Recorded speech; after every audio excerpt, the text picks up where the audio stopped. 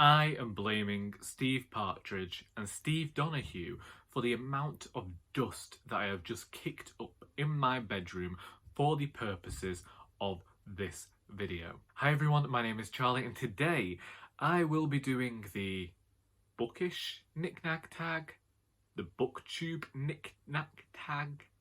Either way, last week, Steve Partridge of Steve Partridge uploaded a video where he talked about various things he had throughout his home.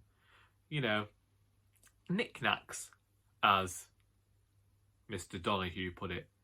So then, Steve Donahue gets hold of this video and he decides to weaponise it, as he calls it.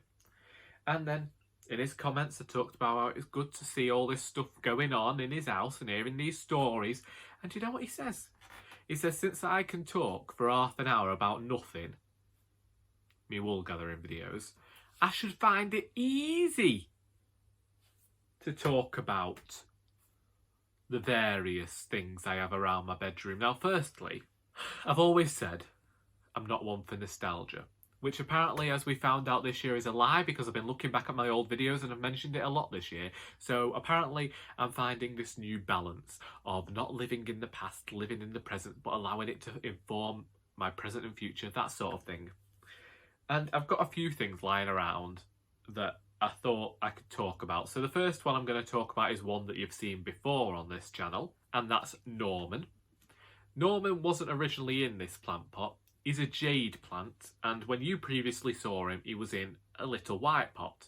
And I got him from work, and we have this former florist who does a lot of plants for us every year. And she brought him in last year and told me that I wouldn't need to switch him out of his pot for a while. Well, I went to him one day last week, and things weren't looking good.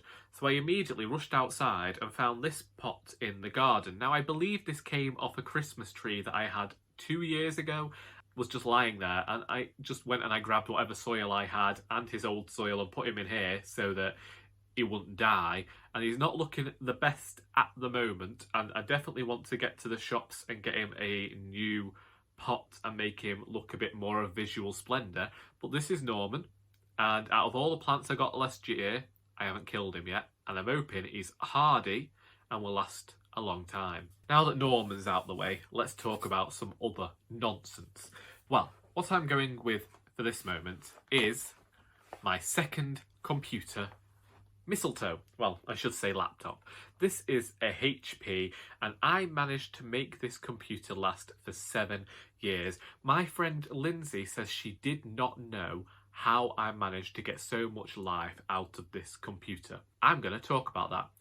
In 2008, I purchased my first laptop. Well, me and my father went to Pound Stretcher and got a very cheap laptop. It cost £280. There was no insurance with it.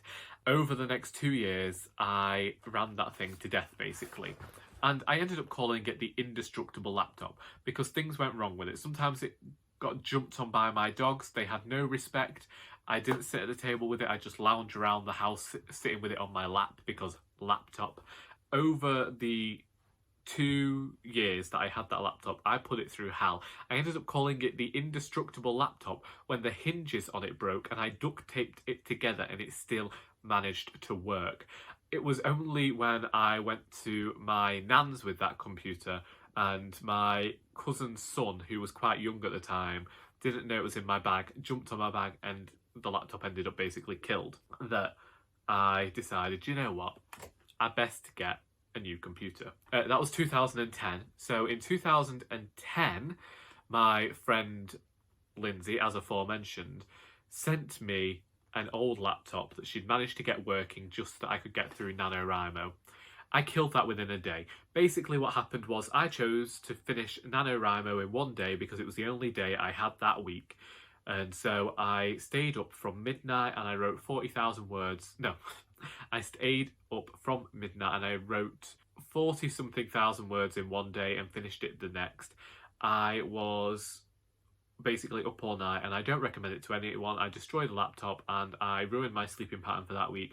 I made myself feel incredibly ill with it, and everything I wrote on there was garbage. Also, when the laptop broke, I ended up losing a lot of the work.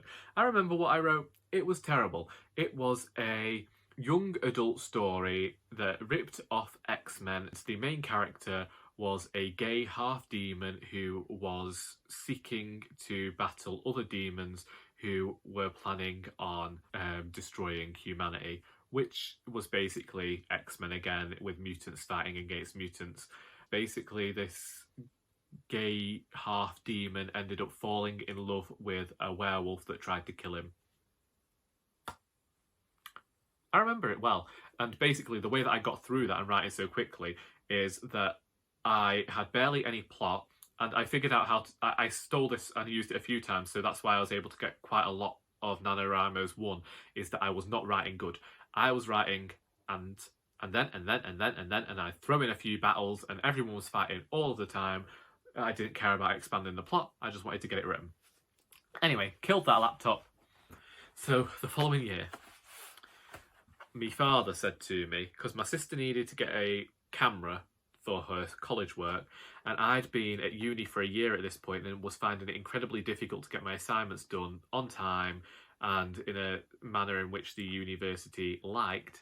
And so my dad said, would you like a laptop for Christmas? And me being the type of person I am, I was like, no. And then he said, well, you could pay some of it. And then I thought, well, if I'm paying for some of it, then I'll feel less like a bad person.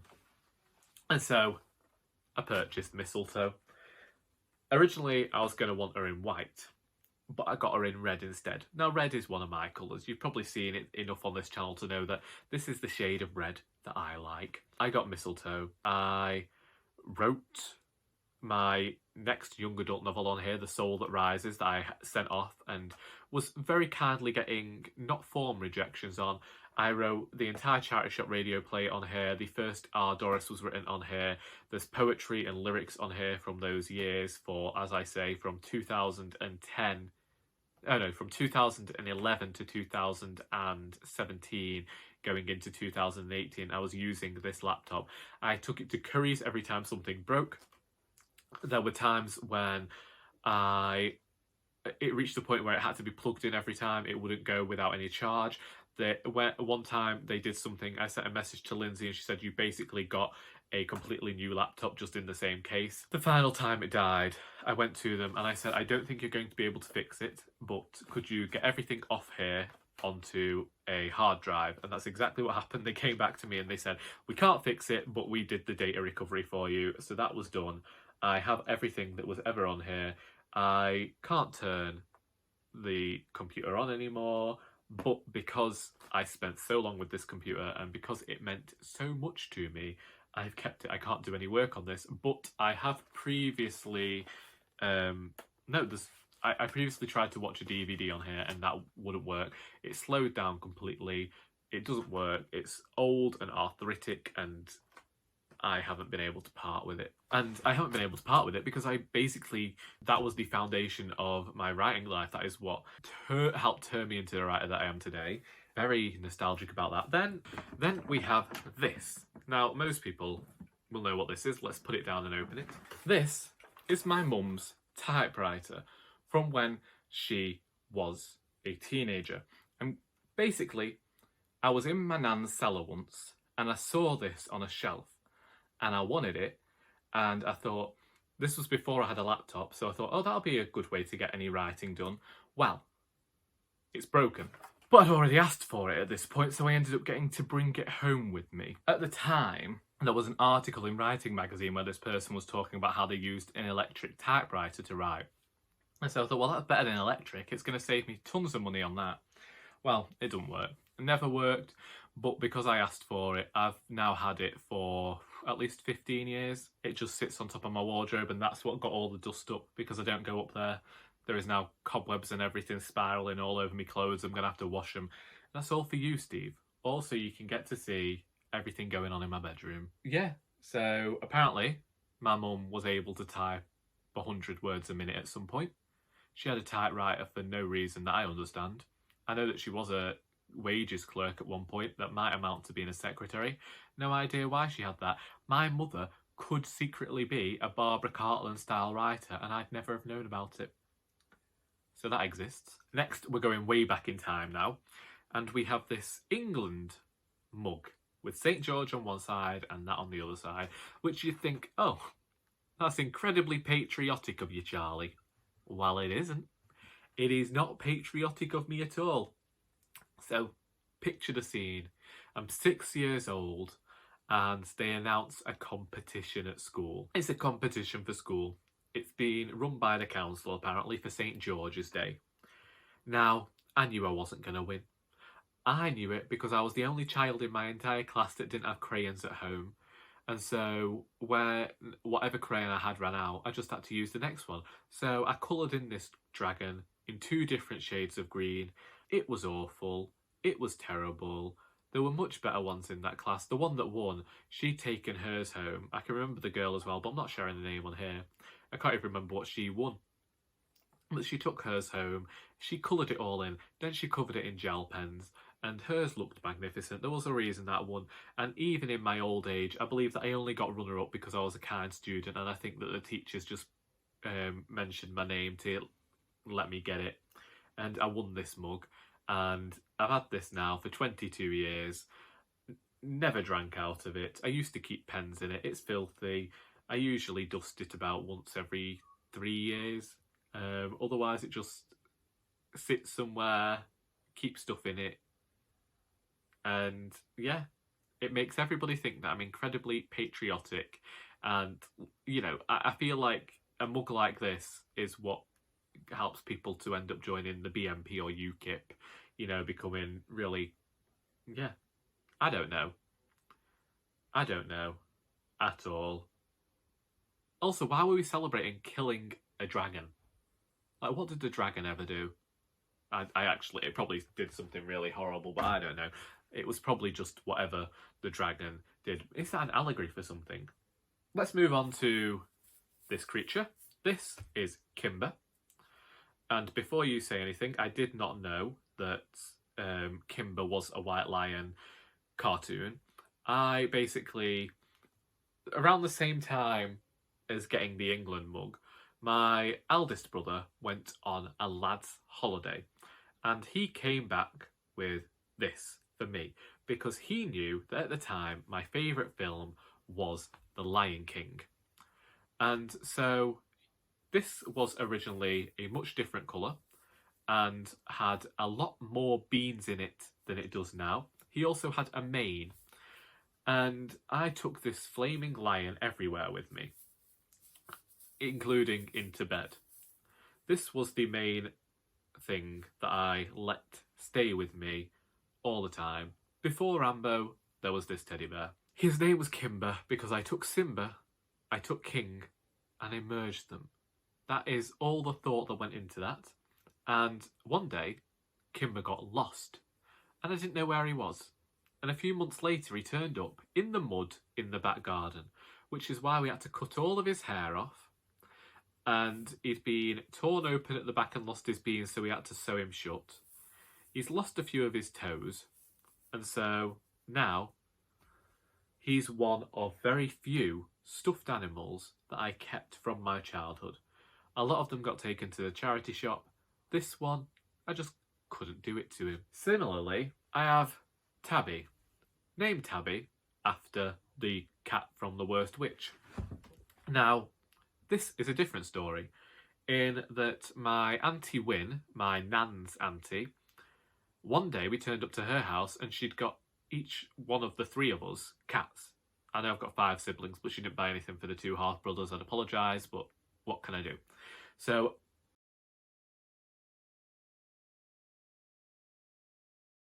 I got this one. My sister got the ginger one because she had a ginger cat at the time. My brother got a either black and white one or a white one. Let's just point out their cats were still living. Mine died and I'm now allergic. So I have this as a memory of Auntie Win. A few other items of note. We have the Stitch snow globe, which my sister bought for me around about the same time as she bought me the Stitch stuffed toy. And this is because Lilo and Stitch almost replaced The Lion King as my favourite Disney film. It came out the same year that my granddad died. To see this child struggling with grief around the same time as I did, I found incredibly helpful. And also, Stitch happened to encapsulate just what I wish I could be like, going around destroying cities. Now, as you can see up here, we have a Stitch picture, we have a Stitch magnet up there. There's tons of Stitch memorabilia because a friend of mine who's very much into Disney, whenever it's a birthday or a Christmas or something, just buys me more Stitch memorabilia. That's why we have the Stitch manga to read a few years ago. And I'd say there's definitely a sense of nostalgia there. And I've yet to watch Lilo and Stitch on Disney Plus, but I will admit that I watched that entire cartoon series when it was on the telly. I used to watch this film every day. I even at one point might have gone around the house singing the Hawaiian song from the start of that film. And yeah, there's just something about that spoke to me as a child, and now I wouldn't say it haunts me, it's just people found it easy to buy me gifts that are in the style of Stitch, even though I was in my mid to late 20s. Now let's talk about this little ornament here. I've now had it for 2 years. It's a dog with books and a mortarboard, and it says swatting up on it. Basically, me Nana Alice died, and me dad brought back this from her house and said, because I'm the only one with a degree, I can have it. I also have a few pieces of Volkswagen camper van memorabilia. This is a keychain, a key ring even, and my dad bought... Did my dad buy this or did my sister buy this? Basically, when I was much younger, in my late teens, I really wanted to own a Volkswagen camper van. I love those vehicles, and they are much too expensive for me to own, and I will never own one. But because of that, because my family know that I like them so much, they tend to buy me things to do with them. And so I also have a little toy car that my dad bought me up there as well. And I have a few other things, socks and the like. I used to have a t-shirt with one on, and yeah. So it's just because I have an adoration for Volkswagen camper vans. I couldn't even drive when I first got this fascination with them and found out how expensive they were. And because of my liking of them, Juniper Brown, in my YA novel that I wrote on Mistletoe, used to drive around in a orange, because orange was my favourite colour, I don't know. Juniper Brown used to drive around in a camper van called Gwendolyn. I forgot about this. I just brought this down as well. This is Cogsworth from Beauty and the Beast, and this is an in-joke between me and my friend Liz from uni, because a few years back, I think I made the comment that we were a bit like Lumiere and Cogsworth from Beauty and the Beast, and so she sent me this. Actually, I think this next one might be the final item on this list, and isn't that just something to be thrilled by?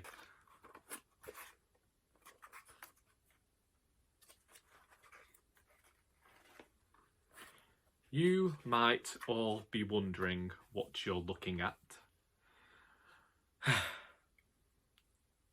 And so I'll tell you. When I was 10 years old, for some reason at school, we had to make a shoe. So, I put my father to the task. He drew around his shoe onto a piece of wood. Then he cut out the shape.